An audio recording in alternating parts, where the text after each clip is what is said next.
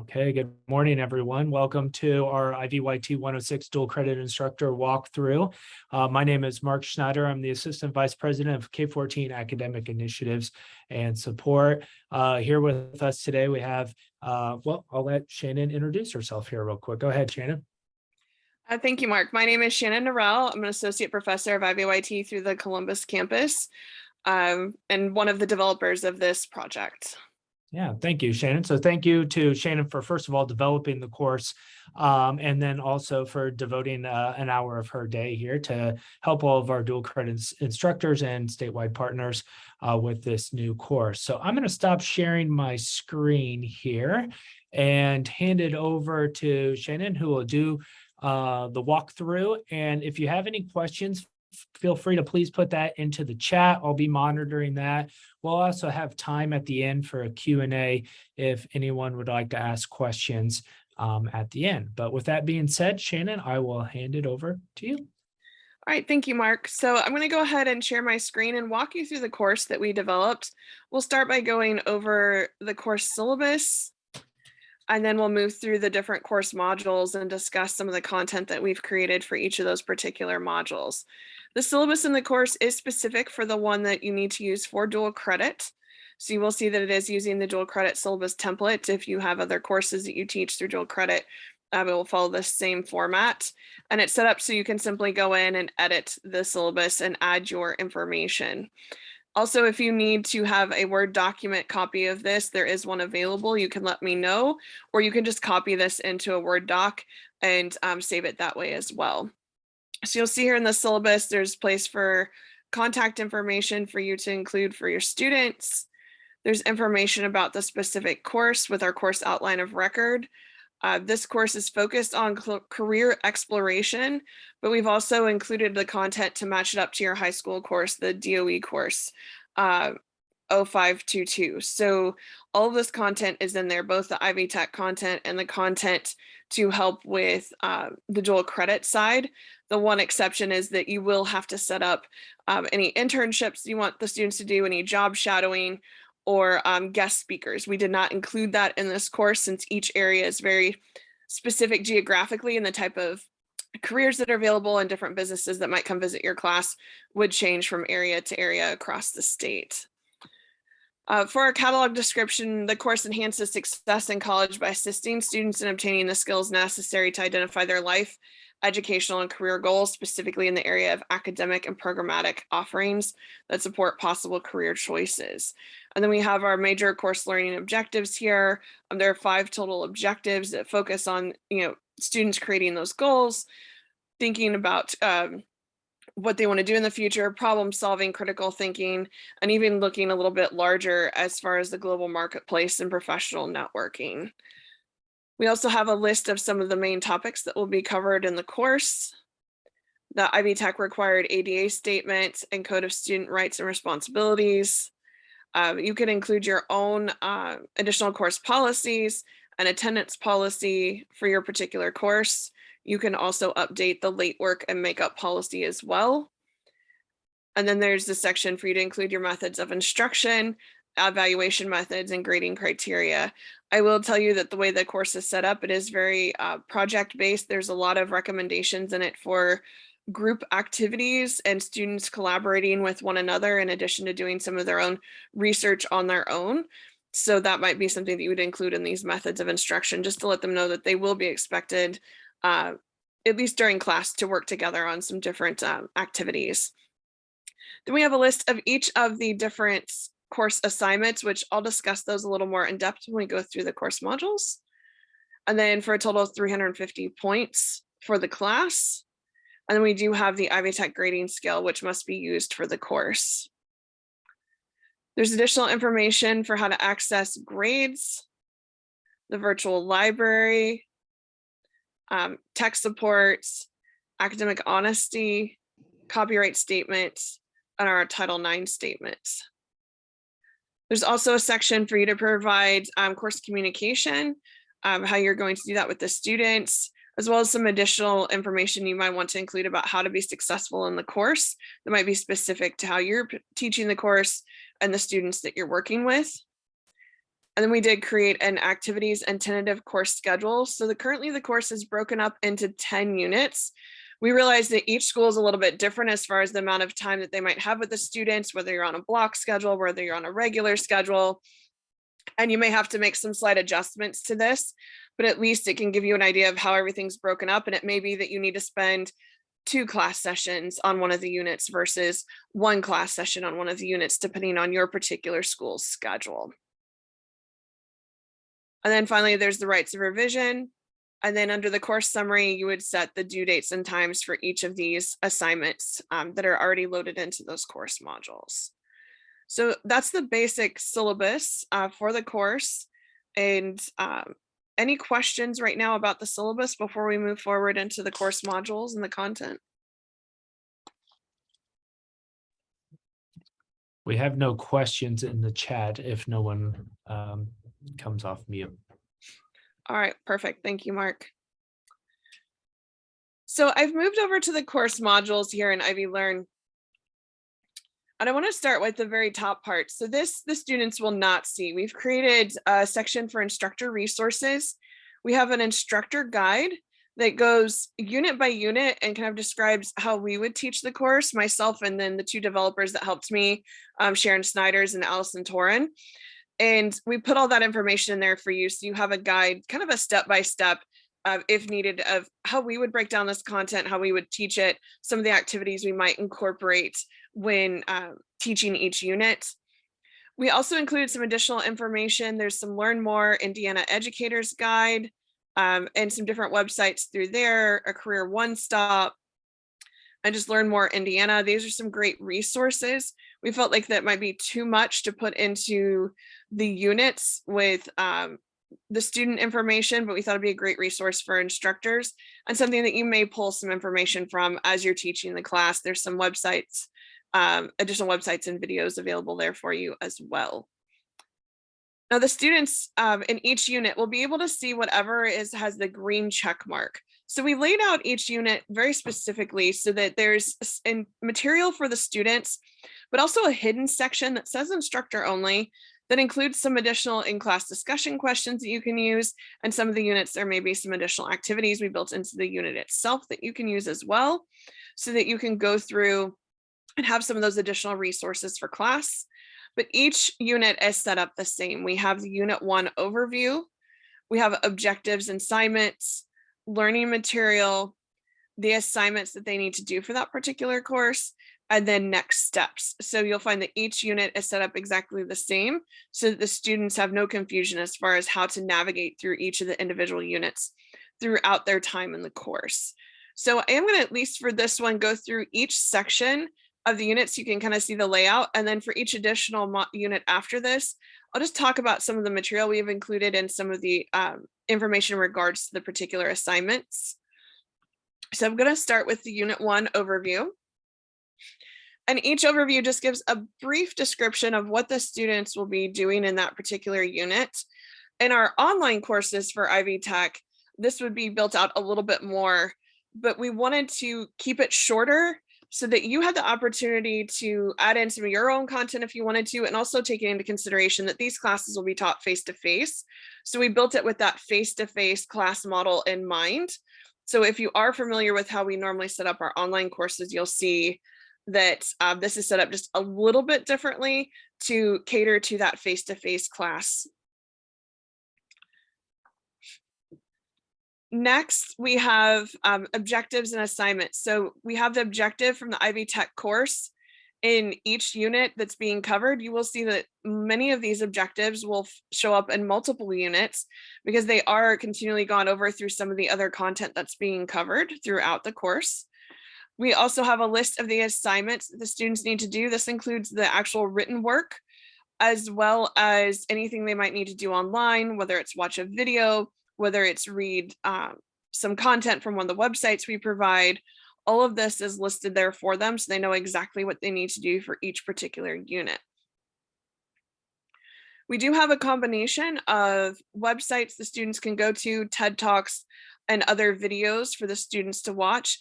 And then we pulled quite a bit of content from an OpenStax textbook on student success. It's called College Success. And Amy Baldwin, one of the leaders in student success, is one of the main contributing authors to this book. And we found that it really had some great content that could be used throughout this course. So you may see this college success book multiple times. We direct students to different chapters within that particular book. Next is a list of the learning materials. So these are the links to the articles, any videos that the student should watch, additional resources for the students, so they can simply click on one of these links and access those particular resources.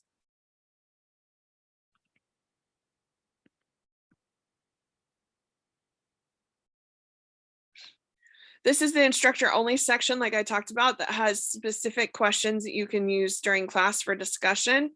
And these connect back to some of the course material and some of the things you might be discussing in the class itself.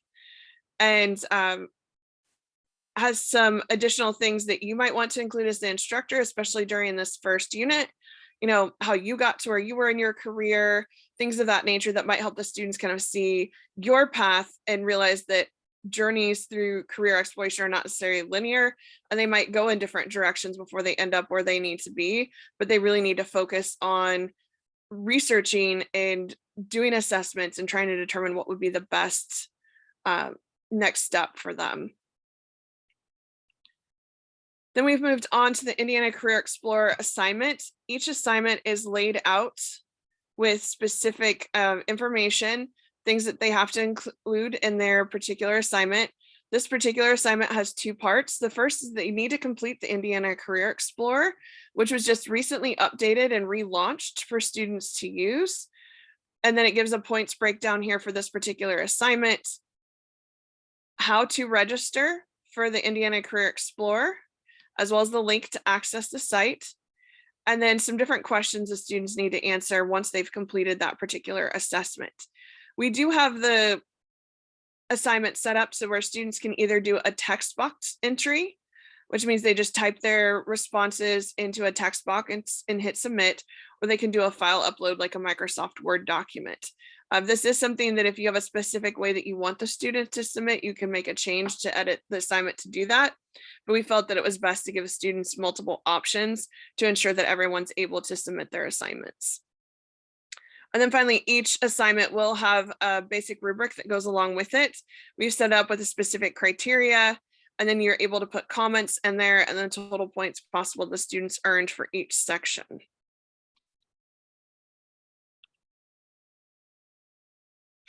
And then lastly, we just have the next steps. You know, this is what's coming up in the next unit.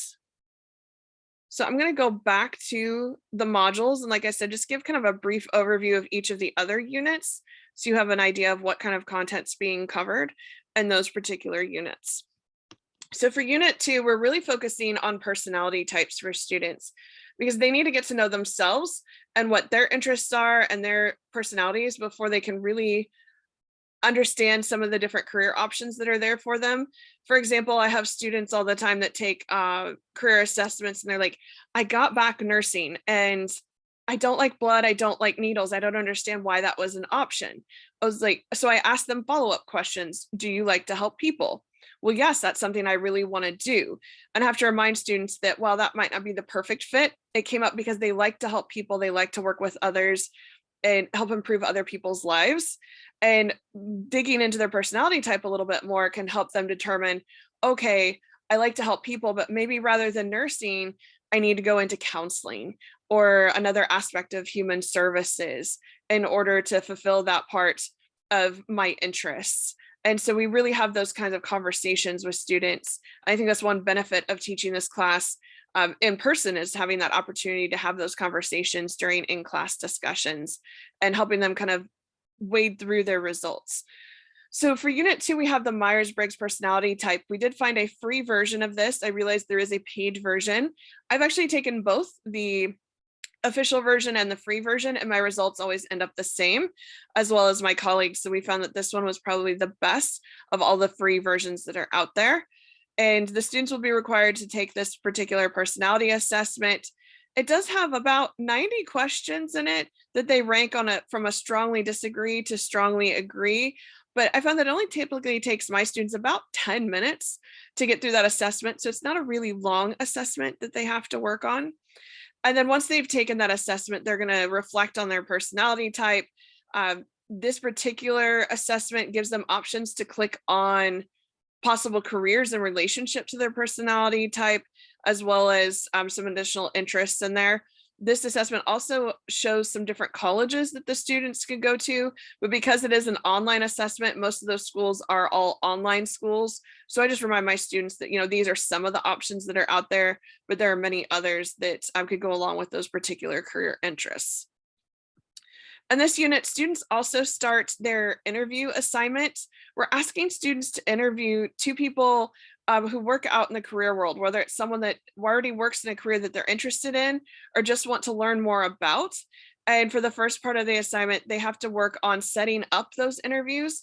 We find that, especially even with our students on campus, if they're not prompted to work ahead and get those interviews set up, then the night before the interviews are due, we're getting emails saying, well, I haven't talked to anyone, I haven't set anything up. So we kept that in mind when we developed this course and made sure that we included a part 1 and a part 2. And part 1 is really focusing on setting up those interviews and getting that first part of the assignment complete.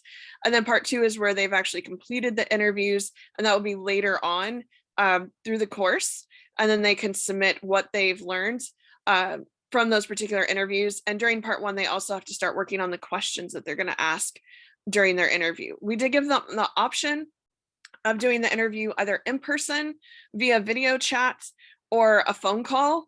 We prefer that students in general don't do email interviews because they really don't get that much information or the benefit of having a conversation with someone.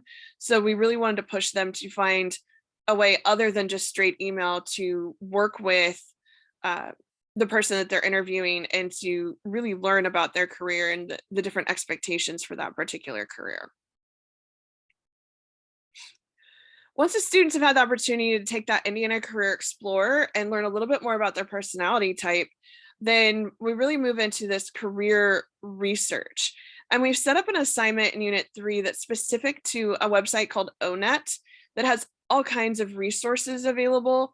And it literally breaks down a different career and tells them, expected median pay. It tells them job duties, specific tasks they might do, education related. And it gives them just about anything you could think of in relationship to that particular career. It's very in-depth, and it encourages them to start researching some of their career interests so they can start leaning toward one career maybe over another, or at least narrow down their list of possibilities. Or for those students, they're like, I have no idea what I want to do. This gives them the opportunity to maybe find a career that really sparks their interests. Unit 4 focuses on critical thinking, and we do have some videos loaded in here that are specific for the instructor. You see that that is not published. So if you would like to add that critical thinking video to your in-class time, you can do so. But this particular unit focuses on the students creating a career plan so that they are really laying out their goals and thinking about what they want to do as far as their particular career, what needs to be accomplished to move forward in that particular career. Again, I find with my own students on campus that they start to make those plans, but they don't do the additional research to see if that's feasible. For example, with the Columbus campus, we have IUPUC literally next door to us. Then I often have students say, well, once I'm done at Ivy Tech, I'm going to transfer over to IUPUC to finish my bachelor's degree. And I always tell them, I was like, that's fantastic. It's a great goal. Have you checked to see if they have your major? And most of them have not. So it's something just to get them thinking ahead. Okay, if this is what I want to do, here's some of the different things that I need to consider, and creating that career plan, moving through their education, what they need to do to ultimately move into that field. Unit 5 really focuses on goal setting, and we do have the students using SMART goals to set their specific goals. And that's what the assignment is revolving around for this particular unit, is setting those particular short and long-term goals to help them get to where they want to be in relationship to their careers, but also thinking about life and education, because we find that oftentimes those goals go hand in hand. The things they want to accomplish in life require them to have a certain career, and then they have to have certain education level in order to get into that particular career. And we talk about making those types of connections and how it's important to have those short-term goals that help lead into accomplishing those long-term goals. And Shannon, just for everyone's reference, can you elaborate on what, and maybe I'm putting you on the spot here, but what SMART goals are, what it stands for? Mark, I'm gonna have to look it up because I actually use a different one. Okay. SMART is specific, measurable, applicable, relevant, and timely.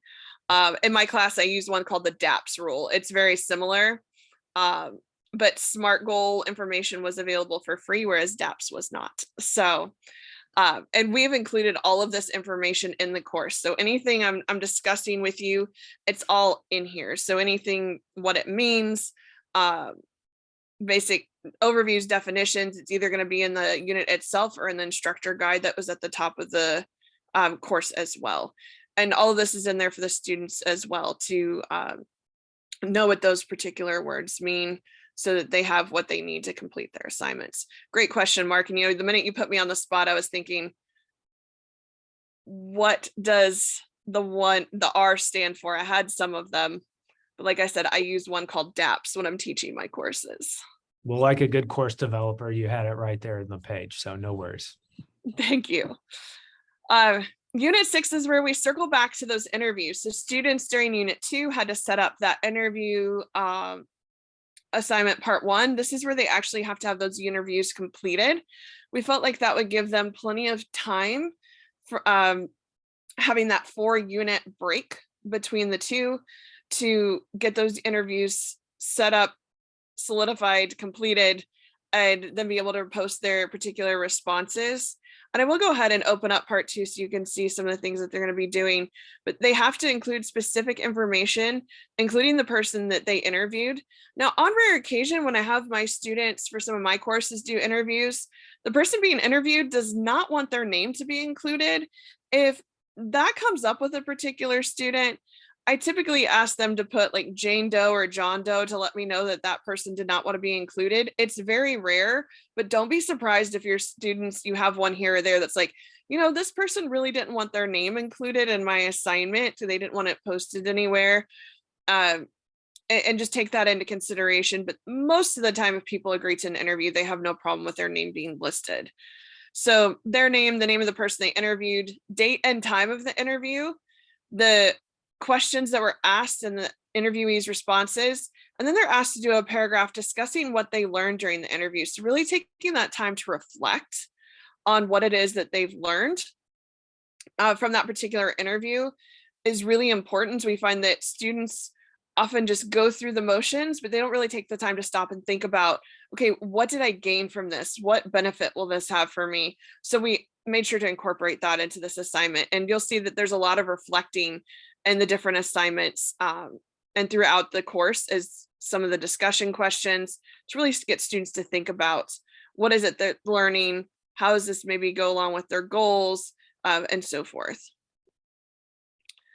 So Unit 7 focuses on the global marketplace. And I will say this is one of the assignments that all 3 of us really had a hand in creating together and really enjoyed making, because we're trying to think about how can we help students maybe in some of those rural areas in particular, focus on global marketplace where they may not have had as much access to some of the bigger companies and awareness of what's going on in their particular community compared to maybe some students in bigger cities.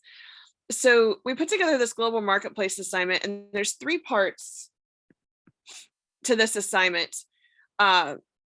Students have to research the different companies that are in their area, in their community, and provide the name of the company and what country that company comes out of, because a lot of companies here in the United States have their home base in other countries around the world, but most of our students don't realize that, and they don't realize what a global impact that's occurring right in their own hometowns. Then they have to do some research on that particular business's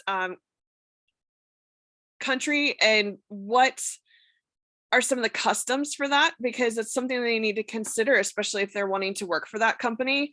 some of the different cultural expectations, greetings, and so forth. So we've asked them to do some research into some of the things that they might have to know to interact with maybe some of the higher ups from those types of companies, because oftentimes the people running the company are from those other countries. They come over to the United States to help run those.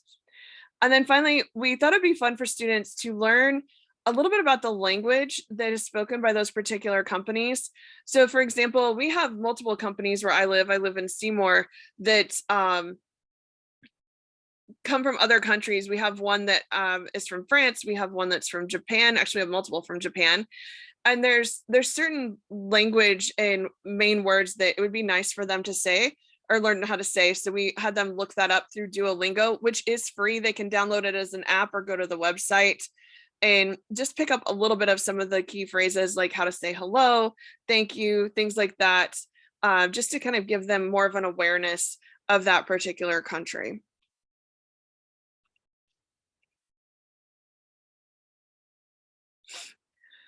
Unit 8 focuses on an elevator pitch, personal brand. So one of the things I think in general that people often struggle with is putting forward their best selves and taking that time to think about, okay, if I only had a minute with someone that I might be interested in working for, how could I pitch myself and the things that I really would bring to the table and how strong I would be as a future employee of that company? We think about some of the career fairs that students go to where they maybe only have 30, 60 seconds with a person before they're moving on to the next table. So we put together an elevator pitch personal brand, and the students will come up with how to pitch themselves for a particular career. And there's some different learning materials that can help them with that. And then we gave options in the assignment for the instructor. The students can either give this pitch as a speech in class. Again, this is going to be very short, about 60 seconds. Or if you're wanting to incorporate some additional technology and that's a strength of yours, you could have the students record these as videos that they can keep and hold on to and have them submit the video for this particular assignment. Ultimately, that's up to you as far as what would work best for your particular group, but we wanted to make sure that you had options. And we realized that with everything being so digital now, that some places may ask for a short video for students to apply for a particular job and provide some information about themselves. So this is a great way for them to kind of start getting practice doing something like that and really promoting themselves to future careers and future employers. The focus for Unit 9 is resume writing, and this was specific to the DOE course, so we made sure to add this in. We do have an activity loaded in here that includes a bad resume, and students kind of get to pick apart that bad resume and learn some basics there. We realized that students in high school may not have much to add to their resume, so we incorporated information like adding any clubs that they're part of, any volunteer work that they've done, understanding that some of them may not have had a job at this point. The main focus of this is to get them in that mindset of how to put together a resume, some information to include, being specific as far as what they did do. So if they did do some volunteer work, what are some things they did as part of all that volunteer work? And just reminding them that, you know, you need to continually update your resume so that when you are ready to go out into a career field or maybe apply for an internship, or even sometimes resumes are required to do certain volunteer projects, they already have that started or completed and up to date so that they can incorporate that easily without having to panic and start creating things at the last second. And then finally, this is also specific to the DOE course, creating a portfolio. And I'm going to bring up the assignment on this one just to kind of go through some of the pieces. So what we wanted to do with this portfolio was not to have students create all new content necessarily, but to put together some of their best pieces from the course and take the time also to revise those pieces based off of instructor feedback. So they will have to add a few things to the portfolio they may not already have, like the title page that we've included, a brief introduction of who they are and their career interests, but then they're going to have those revised assignments. We're going to ask them to revise the career plan, their SMART goals to ensure that they really are following that SMART system, resume assignments based on the instructor's feedback, and put those three main pieces in there, and then finish out that portfolio with a reflection with 2 paragraphs about what they've learned about themselves and their careers during the course. Each student success course I teach, whether it's focused on careers or another particular subject area or just first year seminar, I always have the students do a final reflection at the end of the semester to talk about what they've learned, what they valued about the course, because it's very insightful and it lets me know, okay, this is what the students really took away from this particular course. And it also lets me know, okay, maybe I need to re-emphasize some other things later, or maybe I need to spend more time on the things that students found the most value in when I teach the course again. So it serves as twofold. It serves as that opportunity for students to provide a reflection of what they've learned, but it also lets me know maybe there's some things that I could do to either improve the course or continue to emphasize strongly because that really stood out for the students in our particular classes. So those are our 10 units that we have for this particular course. Again, you might want to break these up depending on how much class time you have your students into 2 class sessions, but we wanted to make sure that all objectives were covered for both courses. As I said earlier, the DOE course does recommend bringing in specific guest speakers. So you might want to look through the course and find some good times for guest speakers to come in and talk about their particular careers. You may have someone come in and talk about from HR what they do as far as looking at resumes when they're considering hiring different people. There's just a lot of opportunities to continue to build on the great content that's already here and add even more that's specific to your particular region and your group of students. Any questions over anything? I'm going to stop share here for a moment. Yeah, and I'll take this opportunity. If anyone does have any questions, feel free to come off mute and ask your question. No bad questions, any and all questions welcomed.